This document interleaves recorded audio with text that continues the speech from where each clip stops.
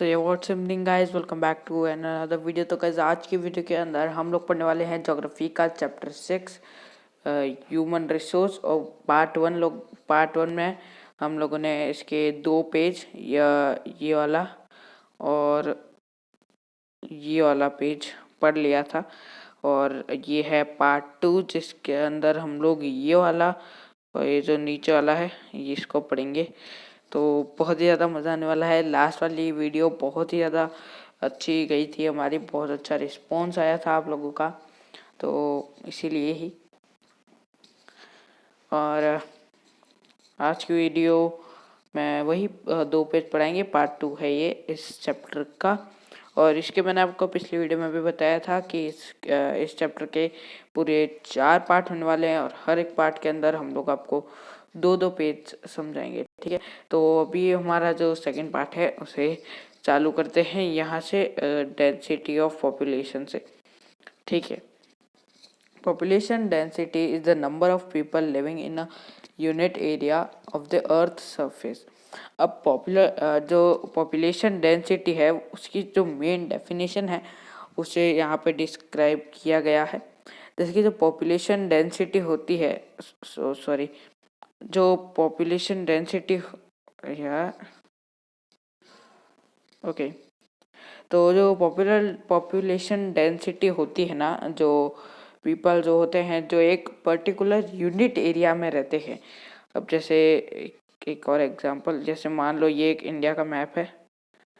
Drawing गंदी है, last video में भी मैंने आपको बताया था। जैसे मान लो ये इंडिया है, तो जो इतने से एरिया में रह रहे हैं ना, जो यूनिट पर स्क्वायर एरिया है, ठीक है, जो इतने से एरिया में रह रहे हैं ना, वो होगी पॉपुलेशन डेंसिटी। जितने लोग उसमें से रह रहे होंगे ना, वो होगी पॉपुलेशन डेंसिटी। ठीक है, अब बारी आती है, it is normally expressed as per unit per square kilometre. अब वही है, हर एक किलोमीटर, हर एक किलोमीटर स्क्वायर,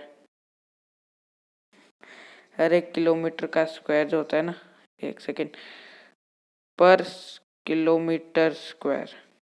ठीक है, इतने एरिया में जो लोग रह रहे हैं उसको हम लोग एक तरह से डिफाइन करेंगे डेंसिटी ऑफ पॉपुलेशन। ठीक है, अब आगे बढ़ते हैं।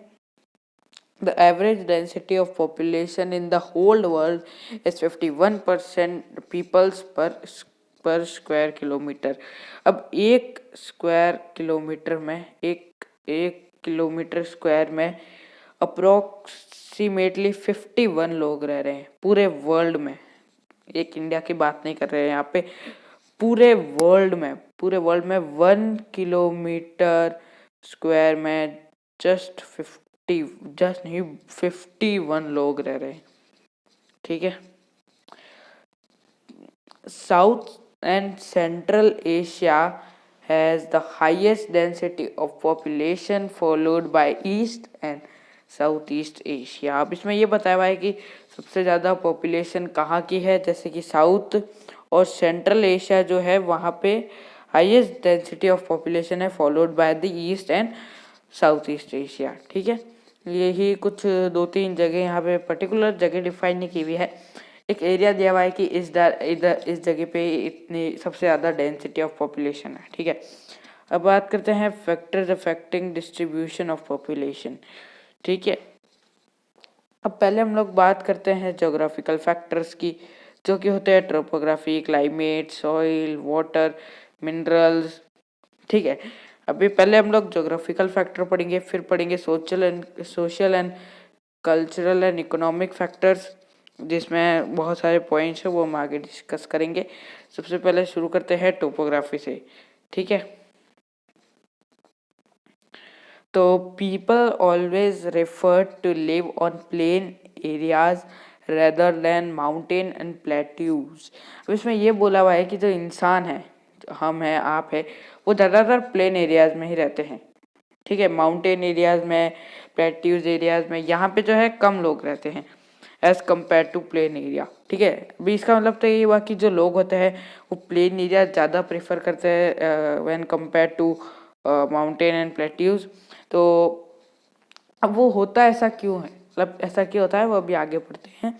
Because these areas are suitable for farming. क्योंकि गाइज ये जो एरियाज होते हैं ना, प्लेन एरियाज होते हैं ना, वो फार्मिंग के लिए सूटेबल होते हैं। तब फार्मिंग के लिए एक अच्छी जगह होती है जहाँ पे हम बढ़िया तरीके से फार्मिंग कर सकते हैं। अब मान लो माउंटेन है, ठीक है, यहाँ पे एक माउंटेन है, ठीक है, अब इधर आप कैसे फार्मिंग करोगे भाई? अगर बारिश आएगी, सब ऐसे पानी पानी गिरेगा, सब आपकी जो फर्स्ट सॉइल है या क्रॉप्स है वो सब डैमेज हो जाएगी।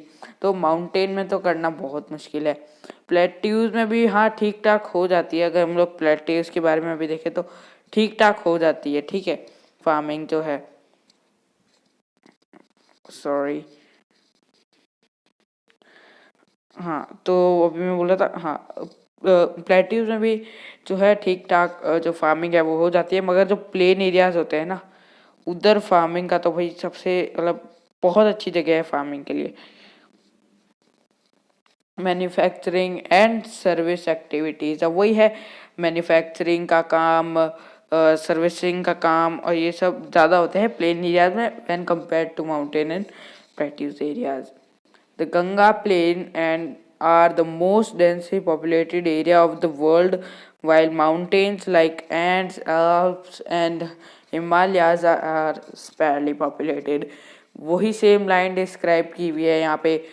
जो प्लेन एरियाज है जैसे कि जो गंगा प्लेन है वो डेंसली पॉपुलेटेड है, और जहाँ जो कि माउंटेन एरियाज है जैसे कि एंड्स हो गया, एल्प्स हो गया, हिमालयाज होगा, वो स्पेरली पॉपुलेटेड है। क्लाइमेट, अब बारी आती है क्लाइमेट की। अब हम लोग बात करेंगे क्लाइमेट के बारे में कि भाई अब क्लाइमेट के थ्रू क्या जोग्राफिकल फैक्टर्स होंगे, ठीक है। तो अब क्लाइमेट में क्या है, people usually avoid extreme climate that are very hot and very cold like Sahara desert and polar regions. अब इसमें क्या बोला हुआ है कि जो पीपल होते हैं ना, वो ऐसे प्लेसेस जो होती है ना, एक्सट्रीम क्लाइमेट वाले प्लेसेस को अवॉइड करते हैं। जैसे कि कोई ऐसे डेजर्ट हो गया तो वहाँ पे कुछ ज़्यादा ही गर्मी होती है, जैसे कि सहारा डेजर्ट हो गया, ठीक है। अब कुछ जगह ऐसी होती है जैसे कि पोलर रीजन्स हो गया, वो बहुत ही ज़्यादा कोल्ड होती है, तो वहाँ पे रहना थोड़ा बहुत डिफ़िकल्ट होता है। तो ऐसी जगहों को इंसान थोड़ा वो अवॉइड करते हैं। तो जैसे कि अब रीजन हो गए जैसे कि रशिया में, कनाडा में, अंटार्कटिका में, ये सब सब चीज़ें हैं, ये बहुत ही ज़्यादा कोल्ड रहती है, तो यहाँ पे थोड़े कम लोग रहते हैं। जैसे रशिया की जो पॉपुलेशन है बहुत कम है, कनाडा की भी ठीक ठाक है, और अंटार्कटिका की तो बहुत ज़्यादा कम है। तो अब इसके थ्रू आप समझ जाओ, ठीक है। अब बात करते हैं सॉइल के बारे में। अब सॉइल कैसे इफेक्ट करती है, जो फैक्टर्स है पॉपुलेशन डिस्ट्रीब्यूशन में, उसमें सॉइल का क्या काम होता है मेन, ठीक है। The fertile soils provide suitable land for agriculture. वही सेम लाइन को वापस से रिपीट किया हुआ है, उसको थोड़ा फर्दर क्लासीफाई करके। अब जैसे फर्टाइल सॉइल होती है वो सिर्फ मतलब ऐसे सूटेबल एरियाज में, जो सॉइल जो होती है ना, वो सिर्फ सूटेबल एरियाज में ही फर्टाइल रह पाती है। अब जैसे जो प्लेन एरियाज होते हैं वहीं पे सॉइल जो है फर्टाइल रहती है, ठीक है। अब मान लो माउंटेन है तो वहाँ पे फर्टाइल रहना बहुत वो रेयर होता है, मतलब बहुत मुश्किल होता है। प्लेट्यू में हाँ ठीक ठाक हो जाता है, मगर फिर भी ऊबड़ खाबड़ बहुत ज़्यादा होती है प्लेट्यू में भी, तो वहाँ पे भी हल्का बहुत दिक्कत होती है सैंड सॉइल को फर्टाइल रहने में, और वो फिर वही एग्रीकल्चर के बहुत काम आएगा। Fertile plains such as Ganga and Brahmaputra in India, Yonghe, Shangyang in China, and the Nile in Egypt are densely populated. वही है, सारी की सारी रिवर्स है, जैसा कि गंगा एंड ब्रह्मपुत्र जो कि इंडिया में है, योंग है चंगजियांग जो कि चाइना में है, नाइल रिवर जो कि इजिप्ट में है, जो कि बहुत ज़्यादा ही डेंसली पॉपुलेटेड है, ठीक है, बहुत ज़्यादा लोग यहाँ पे रहते हैं। अब बात करते हैं कि वाटर का क्या रोल होता है इसी सेम टॉपिक के ऊपर। द डिवीजन ऑफ पॉपुलेशन में वाटर का क्या रोल रहता है। People prefer to live in areas where fresh water is easily available. जो पीपल्स होते हैं, जो इंसान होते हैं जैसे आप और मैं, वो ऐसी जगहों पे ज़्यादा रहना प्रेफर करते हैं जहाँ पे फ्रेश वाटर इजीली अवेलेबल हो, ठीक है, ताकि हम अच्छे से पानी पी सके, पानी की कोई कमी ना हो। A river valley of the world is densely populated while deserts are sparsely populated. वो ही सेम लाइन को वापस से बोला गया है कि जो रिवर वैलीज होती है वहाँ पे वो डेंसली पॉपुलेटेड होती है और वहीं पे डेजर्ट जो है वो स्पेयरली पॉपुलेटेड होते हैं। ठीक है, अब बात करते हैं मिनरल्स के बारे में। ठीक है, areas with mineral deposits are more populated. Diamond mines in of South Africa and discovery of oil in the Middle East led to settling of people in these areas। अब जो मिनरल्स होते हैं जहाँ पे मिनरल डिपॉजिट ज़्यादा होती है वहाँ पे पॉपुलेशन भी ज़्यादा होती है, क्योंकि जैसे डायमंड माइन हो गई साउथ अफ्रीका में, discovery of oil in Middle East led to settle people in these areas. तो यहाँ पे जैसे जो जहाँ पे डायमंड माइन्स होगी, ऑयल फाउंड किया गया था, डिस्कवर किया गया था, तो वहाँ पे जो पीपल की सेटलमेंट है वो ज़्यादा हो गई थी। ठीक है, तो अभी हम लोगों ने तो बात की जोग्राफिकल फैक्टर्स की। अब बात करते हैं social, cultural and economic factors के बारे में। सबसे पहला टॉपिक आता है हमारा सोशल, उसके बाद 2 पॉइंट और है कल्चरल एंड इकोनॉमिक। तो वही जो हेडलिंग है उसी के ऊपर है, पहला सोशल, फिर कल्चर, फिर इकोनॉमिक। ठीक है, तो पहले हम लोग बात करते हैं सोशल के बारे में। Areas of better housing, education and health facilities are more densely populated. एकदम सही बात बोली है। जो एरियाज होते हैं जहाँ पे हाउसिंग, एजुकेशन, हेल्थ फैसिलिटी है तो वहाँ पे पीपल ऑब्वियसली ज़्यादा होंगे। जैसे अपने इंडिया में भी बहुत अच्छी हेल्थ फैसिलिटी फिर भी हाँ है, मगर उतनी अच्छी नहीं है जितनी बाहर यूएसए में और वहाँ है। और हाउसिंग है, एजुकेशन है बढ़िया, इसीलिए जो है डेंसली पॉपुलेटेड है। जैसे कि एग्जांपल भी यहाँ पे अपन का इंडिया का ही दिया हुआ है, पुणे हो गया एग्जांपल। तो यही कुछ है सोशल के बारे में। अब बात करते हैं कल्चरल के बारे में। प्लेसेस विथ रिलीजन और cultural significance attract people. Varanasi, Jerusalem and Vatican City are some example. ठीक है, सही बात बोलिए। जहाँ पे रिलीजन और कल्चरल सिग्निफिकेंस होंगे वहाँ पे पीपल अट्रैक्ट होंगे कि भाई हाँ मुझे भी यहाँ रहना है, यहाँ पे रिलीजन है, कल्चरल है, सब एक साथ मिलजुल के रहते हैं। जैसा कि हो गया वाराणसी हो गया, जेरूसलम हो गया, वेटिकन सिटी हो गया, आर सम एग्जाम्पल्स। ठीक है, अब बात करते हैं इकोनॉमिक के बारे में। Industrial areas provide employment opportunities, large number of people to are attract to these areas. ठीक है, अब इसमें बोला है इंडस्ट्रीज है। ठीक है, अब उसमें क्या है, एम्प्लॉयमेंट होंगे, काम मिलेगा बहुत सारे लोगों को, जैसे लेबर्स हो गया और वही सब काम। तो वहाँ पे क्या होता है कि ना एरिया जो पीपल है वो अट्रैक्ट करते हैं कि हाँ भाई हमें काम मिलेगा। वैसे ही काम यू मिल ऐसे बहुत कम लोगों को ऐसे काम मिल जाता है, मगर इंडस्ट्रीज में लेबर लोगों को बहुत इजीली वर्क मिल जाता है। तो वहाँ पे जो है पीपल अट्रैक्ट करते हैं, जहाँ जहाँ पे इंडस्ट्री होगी वहाँ पे लेबर्स की पॉपुलेशन जो लोग हैं वहाँ ज़्यादा रहेंगे। जैसे कि ओसाका इन जापान हो गया, मुंबई इन इंडिया हो गया, are the two densely populated areas. यही दो एग्जाम्पल हमें दिए हुए हैं, अपना इंडिया का मुंबई और जापान का ओसाका। ठीक है, अब बात करते हैं पॉपुलेशन चेंज के बारे में।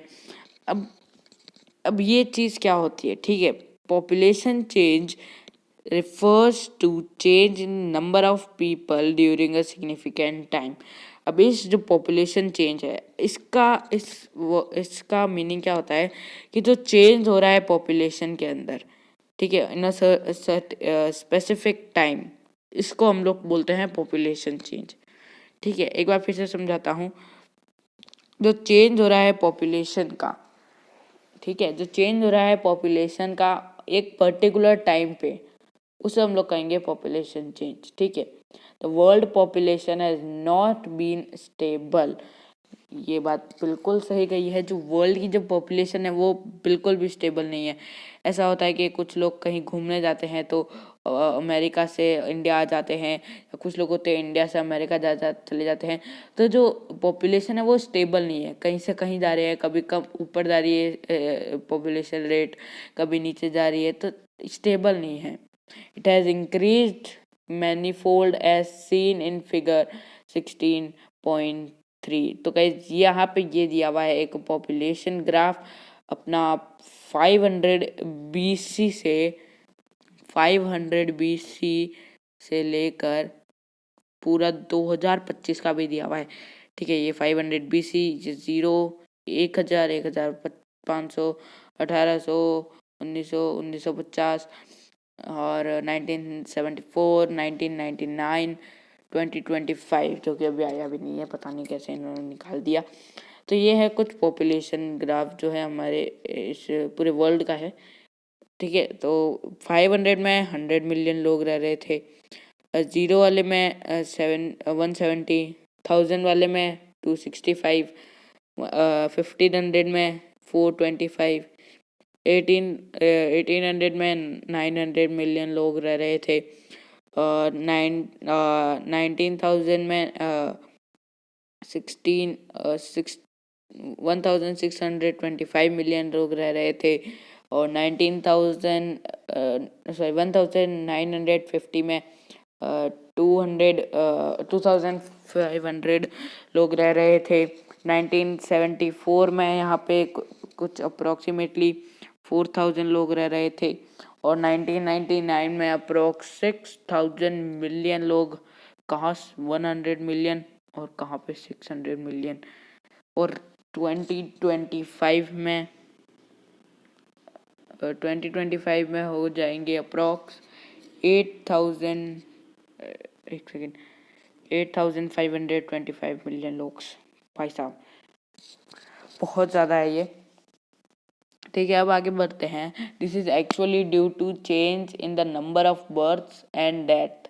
ठीक है, ये ऐसा जो पॉपुलेशन का जो चेंज हो रहा है वो मेनली जो मेन कॉज होता है ना उसका, वो होता है बर्थ्स एंड डेथ्स।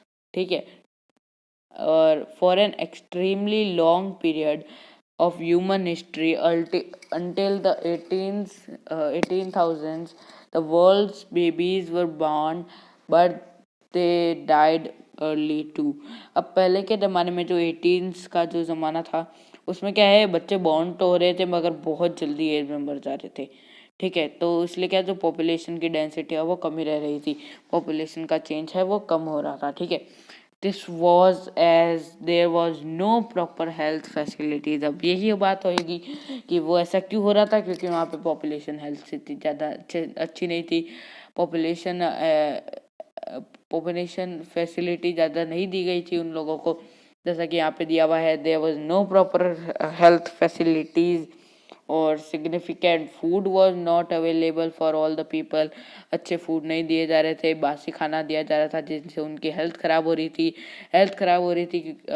और इलाज भी अच्छे नहीं किए जा रहे थे क्योंकि यहाँ पे हेल्थ फैसिलिटीज़ ज़्यादा नहीं थी। तो इसी के थ्रू जो है जल्दी लोग भी मर रहे थे और बच्चे बॉर्न भी हो रहे थे। ठीक है, और farmers were not able to produce enough to meet the food requirement for all the people। Farmers भी इतना मतलब वो नहीं खाना प्रोड्यूस कर पा रहे थे ताकि सारे लोगों को जो है उसका रिक्वायरमेंट मिल जाए। As a result the total increase of population was very low. Total मतलब कितने परसेंट जो है उनकी पॉपुलेशन बढ़ी है वो है बिल्कुल लो, अप्रॉक्स होगी 10 to 20%, वो भी ज़्यादा बोल दिया मैंने, 1% 2% अप्रॉक्स। ठीक है, अब आते हैं आगे। In 1804 the world's population reached 1 billion. ठीक है, अब 1804 में वर्ल्ड की पॉपुलेशन हो गई 1 billion. 155 years later in 1959 the world population reached 3 billion. ठीक है, अभी 19 में इतने हो गई, 1959 में 3 बिलियन पॉपुलेशन हो गई। This is often called population explosion. अभी एकदम बहुत ही तेजी से जो पॉपुलेशन है अब ग्रो हुई है और इसे हम लोग कहेंगे पॉपुलेशन एक्सप्लोजन। ठीक है, अब बात करते हैं इन 1990 40 years later the population doubled to 6 billion. ठीक है, 40 साल में जो पॉपुलेशन है 3 बिलियन से 6 बिलियन हो गई, अप्रॉक्स डबल हो गई पूरी।